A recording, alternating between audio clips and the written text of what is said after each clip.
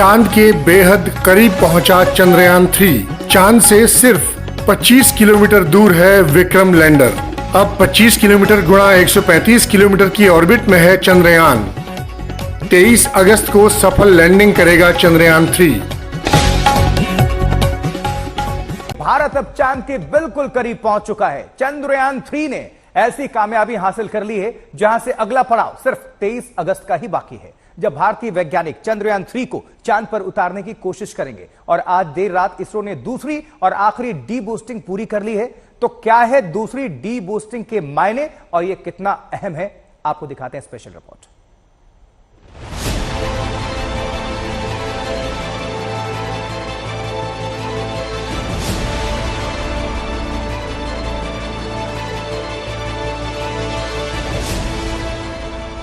चांद अब दूर नहीं, भारत चांद के बेहद करीब है। करीब है वो ख्वाब जो हिंदुस्तान ने देखे हैं।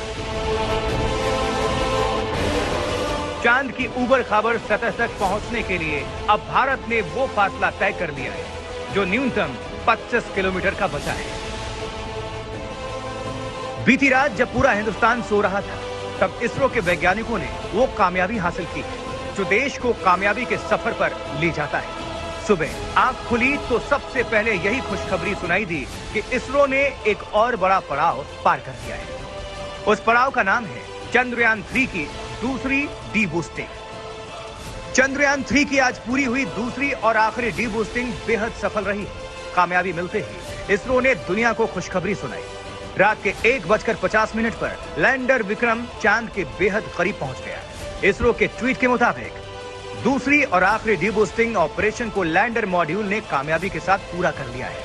इससे अब लैंडर का ऑर्बिट 25 किलोमीटर से 134 किलोमीटर तक कर दिया गया है। जानकारी के मुताबिक मॉड्यूल की आंतरिक जांच होगी और तयशुदा लैंडिंग वाली जगह पर उतरने के लिए सूर्योदय का इंतजार करना होगा। धीरे धीरे जब वो लैंड करेगा तब उसकी गति कुछ 2 metre per second on the vertical plane और हॉरिजॉन्टल प्लेन पे 0.5 मीटर्स पर सेकेंड के माध्यम से वो लैंड करेगा ताकि वो सॉफ्ट लैंडिंग कर सके। इसमें कई सीरीज ऑफ डीबूस्टिंग करने पड़ते हैं, वो देखते रहते हैं कितना स्पीड है और अंत में वो डीबूस्टिंग करते हैं। ये बात मामूली नहीं है। भारतीय वैज्ञानिकों ने फूंक फूंक कर मिशन चांद के लिए अपने कदम बढ़ाए। उसी का नतीजा है कि दूसरी डी बूस्टिंग भी सही सलामत पूरी हो गई है।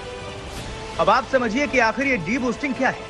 दरअसल लैंडर विक्रम को चांद के ज्यादा करीब पहुंचाने की कोशिश को ही डी बूस्टिंग कहते हैं। दूसरी डी बूस्टिंग के जरिए चंद्रयान-3 चांद के काफी करीब पहुंच गया है। इसरो के वैज्ञानिकों ने बीती रात लैंडर विक्रम की दूसरी डी बूस्टिंग कराई। इस दूसरी डी बूस्टिंग में क्या हुआ है, ये ठीक से समझिए।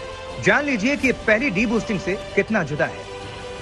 पहली डी बूस्टिंग यानी पहली बार लैंडर विक्रम की गति को कम करने की कोशिश 18 अगस्त को इसरो वैज्ञानिकों ने की और इसमें कामयाबी मिली। लैंडर को वैज्ञानिक चांद के करीब ले आए। उस दिन ऑर्बिट का दायरा था 113 किलोमीटर न्यूनतम और 157 किलोमीटर अधिकतम। देखिए, ये डीबूस्टिंग जो होता है या रेट्रोफायरिंग, ये करते हैं ताकि इसकी गति जो है वो कम हो जाए।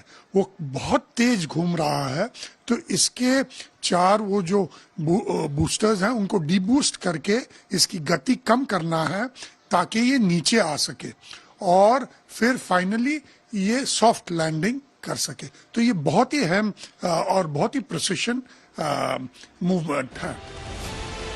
अब आज दूसरी डी बूस्टिंग हुई। इसके बाद भारतीय वैज्ञानिक लैंडर को चांद के और करीब ले गए। दूसरी डी बूस्टिंग के तहत ऑर्बिट का दायरा अब न्यूनतम 25 किलोमीटर और अधिकतम 134 किलोमीटर है। इसरो के अधिकारियों ने दूसरे डी बूस्टिंग ऑपरेशन से एक दिन पहले ही कहा था कि चंद्रयान-3 बिल्कुल ठीक है, सब कुछ योजना के मुताबिक चल रहा है। हमारे देश के वैज्ञानिकों की मेहनत रंग ला रही है। अब लैंडर से पैरोलिन यानी कि चांद का सबसे नजदीकी सतह महज 25 किलोमीटर रह गया है, जबकि ओपुलर यानी चांद का सबसे दूर वाला पॉइंट मात्र 134 किलोमीटर रह गया है।